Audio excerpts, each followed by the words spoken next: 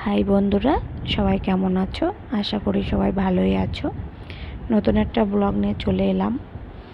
এই যে আজ না খুব ব্যস্ততার মধ্যেই দিনটা কেটেছে, তাই সেইভাবে আমার আর ভিডিও করে ওঠা হয়নি।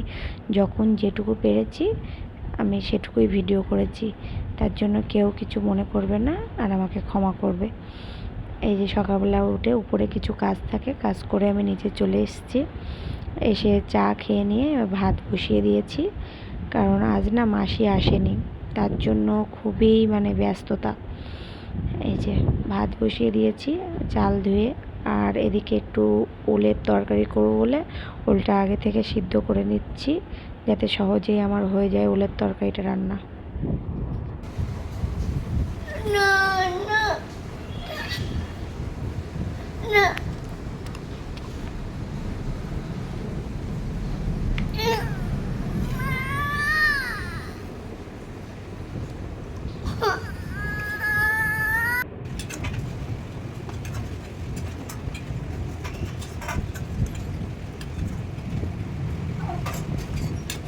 কে খাবে?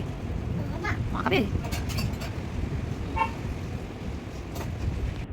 ভাতটা বসিয়ে দেওয়ার পরে ছেলেকে ঘুম থেকে তুলে ওকে ব্রাশ করে ওকেও খাইয়ে নিয়েছি।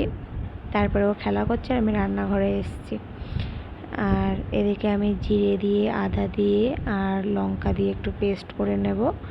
আমি ওলের তরকারিতে একটু দেব, আর আমরা একটু বেশি করেই মশলাটা করে রাখি, করে ফ্রিজে রেখে দিই, যাতে করে আমাদের আর কোনো অসুবিধা হয় না। যখনই আমরা রান্না করতে চাই না কেন, খুব তাড়াহুড়ো থাকলেও আমাদের আর শিল পেতে মশলা করার সেই অসুবিধাটা হয় না, সেটা আর করতে হয় না। এতে সুবিধাই হয়, তোমরাও করে রাখবে, দেখবে তোমাদেরও সুবিধা হবে।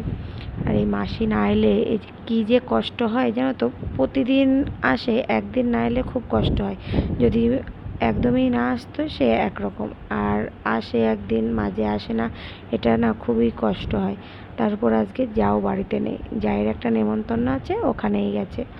আর এই ভিডিওটা আমার অনেক দিন আগেই করা, আমার সময় হয়নি বলে এডিটিং করতে পারিনি আর ছাড়তেও পারিনি, তাই ভাবলাম আজকে এডিটিং করা যেতেই পারে। আর যা থাকলে দুইজনে মিলে করা হয় তো কাজকর্ম তাড়াতাড়ি হয়ে যায়, দুজনেরই অতটা কষ্ট হয় না। সবাই মিলে কাজ করলে কষ্ট কম হয়, কিন্তু একা করলে কষ্টটা একটু বেশি হয়। তার উপরে মায়ের আজকে রবিবার, মারা আজকে নিরামিষ খান। আতপ চালের ভাত, সাদা তেল দিয়ে তরকারি করতে হয়। মায়েরা ওই তোমার সর্ষের তেলের তরকারিটা না খায় না, এটা রবিবারটা গুরুবার। মা বাবা দুইজনাই, বাবা যখন বেঁচে ছিলেন তখনও বাবাও খেতেন না, আর মাও এখন খায় না। যতটা সম্ভব আমরাও চেষ্টা করি যাতে তাদেরকে একসাথে না হয় সেইভাবেই করার চেষ্টা করি।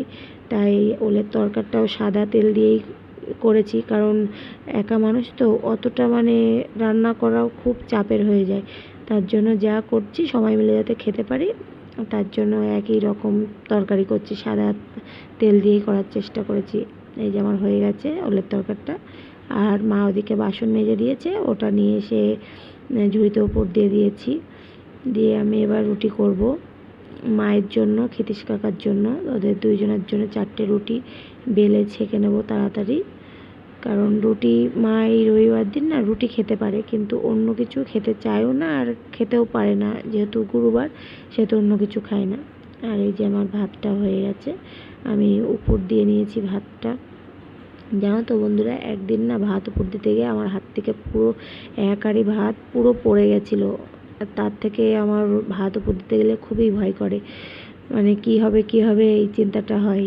তারপরে আমার রুটিগুলো বেলে নিয়েছি, বেলে ছেঁকে নিয়েছি, ছেঁকে ক্ষিতীশ কাকাকেও টিফিন দিয়ে দিয়েছি, মাকেও টিফিন দিয়ে দিয়েছি, আমিও খেয়ে নিয়েছি। খাওয়ার পরে এই যেদিকে ছেলের জন্য একটু কুমড়ো দিয়ে আলু দিয়ে তরকারি বসিয়ে দিয়েছি। আর ছেলে ডিমের থেকে মাছটা বেশি পছন্দ করে, তাই ওর জন্য ডিম সিদ্ধ বসিয়ে দিয়েছি। দেওয়ার পরে চলে এসেছি, ওর জন্য একটু লেবুর রস করবো, মৌসুম্বির লেবুর রস। এই 11টার দিকে লেবুর রসটা না দিলে না আর সময় হয়ে ওঠে না ওকে দেওয়ার, কারণ বিকেলে ঘুম থেকে উঠতে প্রায় 5টা বেজে যায়। তার জন্য এই 11টার দিকটাই ঠিক সময় ওদেরকে লেবুর রসটা দেওয়ার জন্য। তাই আমি অল্প করে একটু লেবুর রস করে ওদেরকে দিয়ে দিয়েছি।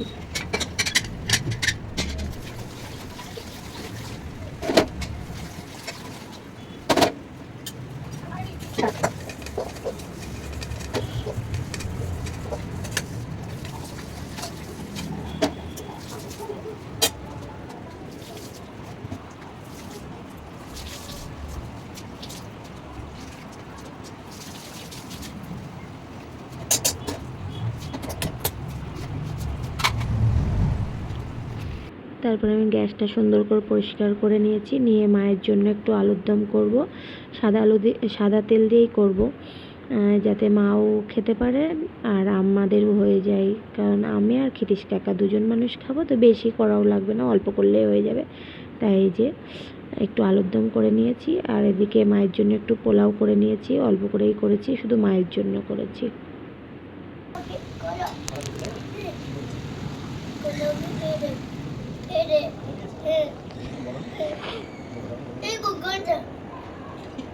Masih. Masih ada lagi. Masih ada. Masih ada.